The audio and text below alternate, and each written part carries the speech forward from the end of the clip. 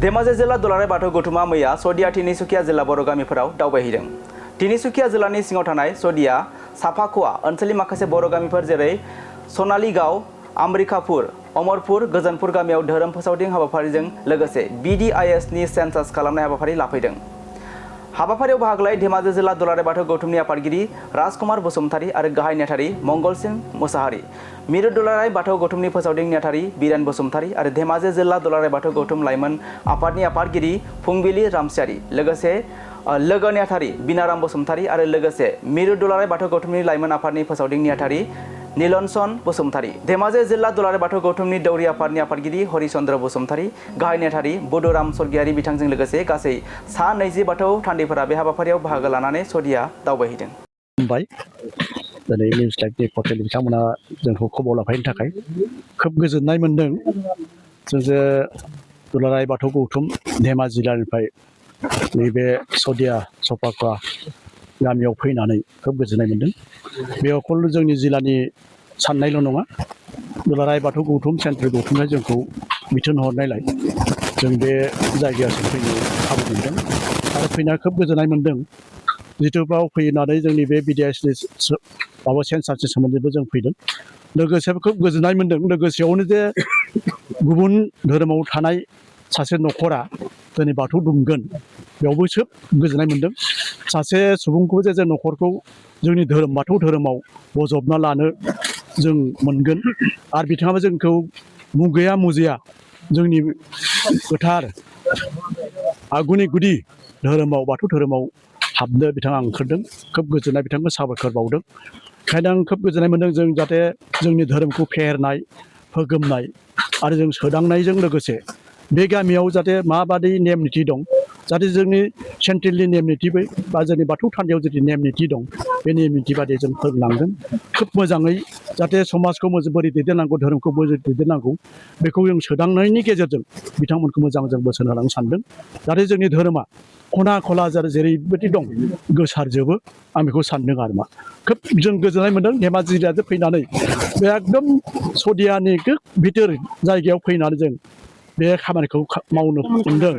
बिखेखै आं जोंनि बाव धेमाजि जिल्ला दौरि आफादनि गुरु दङ, आफादगिरि नेहाथारि दं, बिथांमोननि मावथि हान्जाफोर दं, लाइमोन आफादनि जा आफादगिरि दं, बिथांमोननि मावथिफोर दं, जा जयै फैनानै बिखेखै बाव जिल्लानि जा गगामुग बियाबनि आफादगिरि नेहाथारि दङ आरो सिमेन्ट सापरिनि जा दैदेनगिरि बिथांमोनजों गासैबो फैनानै जेरै बे जायगायाव फैनानै खोब फुंनि समाव फैना जों बिसिम सफैनानै खामानिखौ मावजेननो खाबु लादों।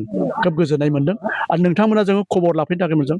जाहाथे निउस लाइभआव जाय बिथांमोना नायगिरिफोर बिथांमोननिसिमबो आं साबायखर बावदों। जाहाथे जोंनि धोरोमखौ बिदिनो खना खनला फैनानै जों फोसावनो हायो, फेहेरनो हायो आरो मोजाङै जों सोरां लामाथिं दैदेनलांनो हायो आरो धोरोमखौ आगानसेबो दावगालांहोनो हायो, आं बेखौ सानदों आरो जिल्लानि आफाद जानानै। गामिया गंब्रै होनना बुंदों, दाथ' नैबाव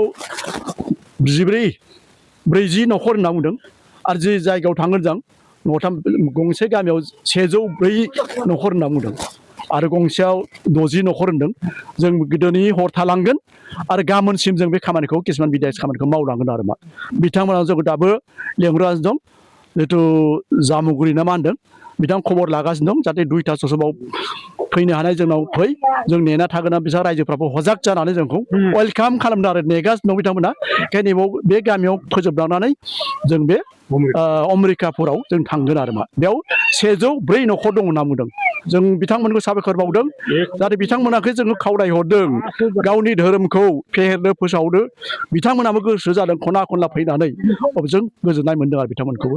बेखायनो जों थांगोन, खामानिखौ जों आबुङै मावफुंनो जों नाजागोन आरो। बेनिखायनो जों दैदेनगिरि गासै जिल्लानि दैदेनगिरिया फैनानै बे हाबाफारिखौ मैखोमै जों बाहागो लानो फैदों आरो।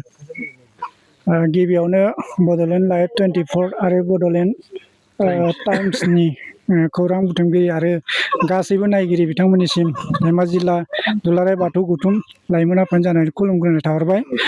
दा दिनै जोङो नैबे सदिया हालामाव गोबां जोंनि बर' फिसाफ्रा सेरखाय बेरखाय रायजो जाना दङ। दा बे बेलायाव जोङो दिनै धेमाजि जिल्ला दुलाराय बाथौ गौथुमनि गागि, लाइमोन, देउरि आरो जोंनि गासै BDS नि हाबाफारि बिबान मावनाय दैदेनगिरि बिथांमोन जों जथायै फैनानै दिनै बे सदिया हालामनि मोनफ्रोमबो बर' गामियाव जों दिनै सार्भे खालामफैदों। जों बे ओनसोलाव फैनानै बाथौ गायसननो दिनै गुबुन धोरोमाव थानाय धोरोमारिफ्रा दिनै बाथौ धोरोमखौ अनसायदों, जों बोजबदों, बिथांमोननो दिनै बाथौबो गायसननानै होलांनाय जागोन आरो नफ्रोमनिबो न'खराव जोंनि बाथौ सेन्सास BDS नि सेन्सासाबो सोलिबाय थागोन। जोंनि मावथि बिथांमोना बे खामानिखौ मावगासिनो दङ। जिखिजाया सदिया हालामाव नि रायजो राजाखौ लोगो मोनफैनानै बे हालामाव फैनो मोननानै आरो बेफोरबायदि खामानिखौ मावनो खाबु मोनफैनायनि थाखाय जों खोब जोबोद गोजोननाय मोनदों आरो गासै आसामनि जोंनि थागिबि बर' रायजो राजानिसिम जों मोनसे गुरै खावलायनाय, बयबो हानायमानि जोंनि थागिबि आगुनि धोरोम आरो बर' माहारिफोरखौ जाहाथे बोखांलायनायाव बयबो मदद होगोन बेखौ मिजिंथिनानै बे हालामाव नुजाथिफैनो मोननानै गोजोननाय मोनदों। आं बेखिनिखौ फोरमायबाय।